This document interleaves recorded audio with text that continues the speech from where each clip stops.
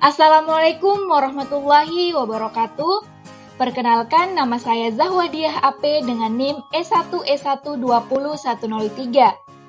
Nah, di video ini saya akan menjelaskan mengenai teknologi. Berikut penjelasannya. Apa sih teknologi XDSL itu?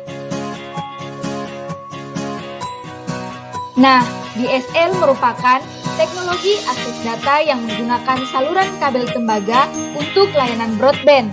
Sedangkan XDSL merupakan singkatan umum untuk berbagai jenis DSL atau Digital Subscribe Line.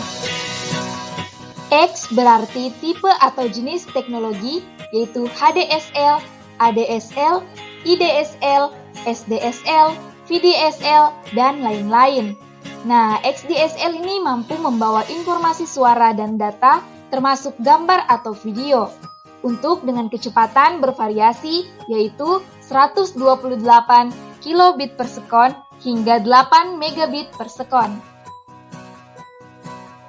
Jadi, dapat disimpulkan bahwa XDSL merupakan singkatan umum untuk berbagai jenis tipe DSL, dan merupakan teknologi akses yang menggunakan saluran kabel tembaga existing untuk layanan broadband. Nah, tujuan utama dari XDSL adalah untuk menyediakan layanan pita lebar untuk residensial dan perkantoran. Nah, mengapa harus teknologi XDSL?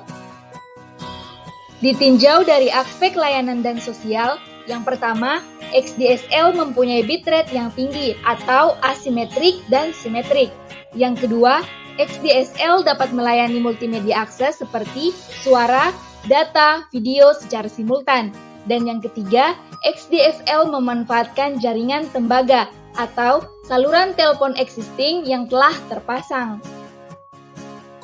Nah, ada beberapa keuntungan penggunaan teknologi XDSL. Yang pertama, tidak perlu mengupgrade sentral seperti layanan ISDN karena trafik DSL tidak masuk ke sentral.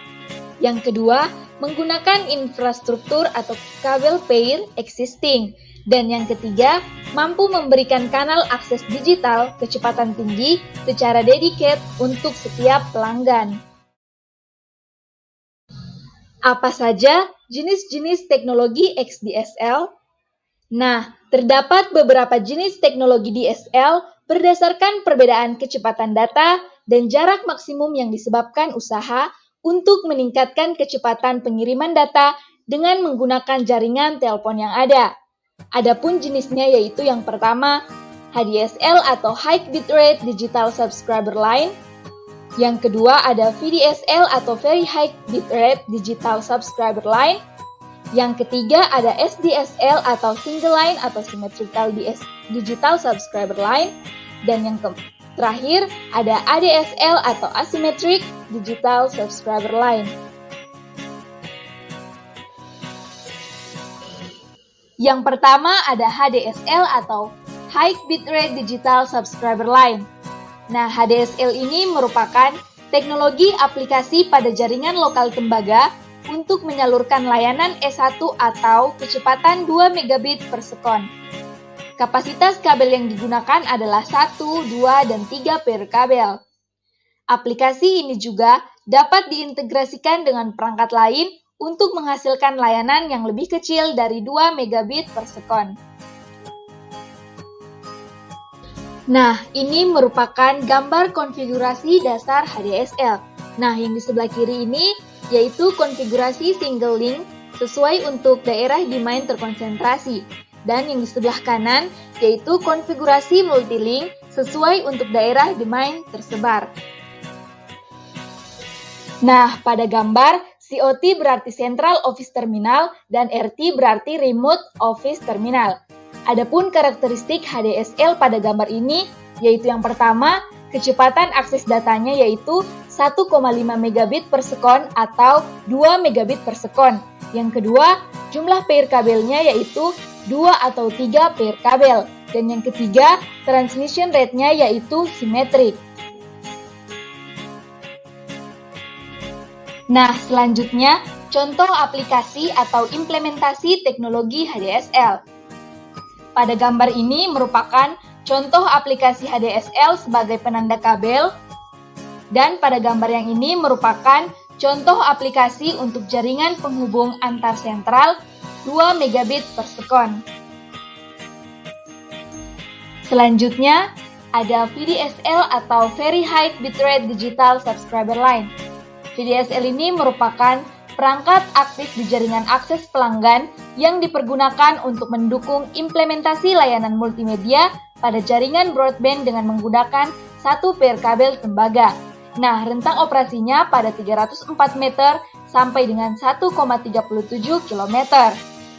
VDSL ini merupakan generasi baru dari HDSL maupun ADSL. Aplikasi ini digunakan untuk menyalurkan layanan broadband. Nah, gambar ini merupakan gambar konfigurasi VDSL. Adapun karakteristiknya yaitu kecepatan aksesnya itu sampai dengan 52 megabit per sekon.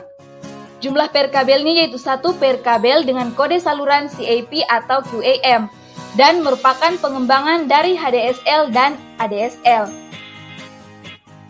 Adapun jenis layanan yang dapat disupport oleh VDSL ini meliputi video on demand atau VOD, games, interactive education, dan penyaluran berita-berita elektronik. Nah, selanjutnya ada SDSL atau Single Line atau Symmetrical Digital Subscriber Line. Nah, SDSL ini mengacu ke teknologi Digital Subscriber Line atau DSL, yaitu teknologi untuk transmisi data digital melalui kabel tembaga dari jaringan telepon, di mana bandwidth dari dan ke arah pelanggan adalah sama. Gambar ini merupakan konfigurasi dari SDSL.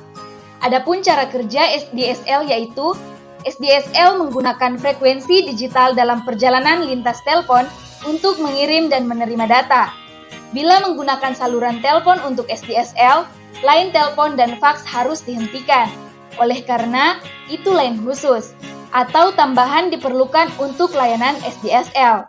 Ini berbeda dari ADSL yang menyisakan ruang untuk kedua peralatan telepon analog standar dan sinyal digital, sehingga seseorang dapat berbicara di telepon atau menggunakan mesin fax saat online. Adapun kelebihan dari SDSL ini yang pertama, bandwidth yang disalurkan simetrik dalam arti kecepatan upload dan di-download sama sesuai paket layanan yang pelanggan pilih sebelumnya. Dan yang kedua yaitu delay-nya rendah. Adapun kekurangan dari SDSL yaitu yang pertama, jika tidak menggunakan sistem anti petir atau grounding yang baik maka akan boros modem atau terkena petir terus. Yang kedua, kabel diputus orang lain. Dan yang ketiga, modemnya lebih mahal dari modem ADSL. Adapun aplikasi dari SDSL yaitu yang pertama ada Private Line atau LC, yang kedua ada LAN to LAN Interconnection atau Remote LAN Access, dan yang ketiga yaitu Digital Voice Transmission, IP, Frame Relay, SOHO atau Small Office Home Office. Nah, yang terakhir yaitu ADSL atau Asymmetric Digital Subscriber Line. ADSL ini merupakan teknologi akses yang memungkinkan terjadinya komunikasi data, voice, dan video secara bersamaan menggunakan media jaringan akses kabel tembaga satu pair. Disebut asimetrik karena rate atau kecepatan transmisi dari sentral ke pelanggan downstream tidak sama dengan rate transmisi dari arah pelanggan ke sentral atau upstream. Aplikasi ini digunakan untuk menyalurkan layanan broadband. Nah, dapat dilihat di sini konfigurasi dasar ADSL. Selanjutnya, kelebihan dari teknologi ADSL yaitu yang pertama, satu saluran telepon dapat digunakan untuk pembicaraan telepon dan akses data seperti internet, file transfer, email, dan lain-lain pada saat bersamaan. Yang kedua, koneksi ke internet lebih cepat dibanding menggunakan analog modem. Nah, adapun layanan yang bisa diakomodasi ADSL yaitu yang pertama ada akses internet dan yang kedua ada video conference. Itulah tadi penjelasan materi mengenai teknologi XDSL. Sekian dan terima kasih. Wassalamualaikum warahmatullahi wabarakatuh.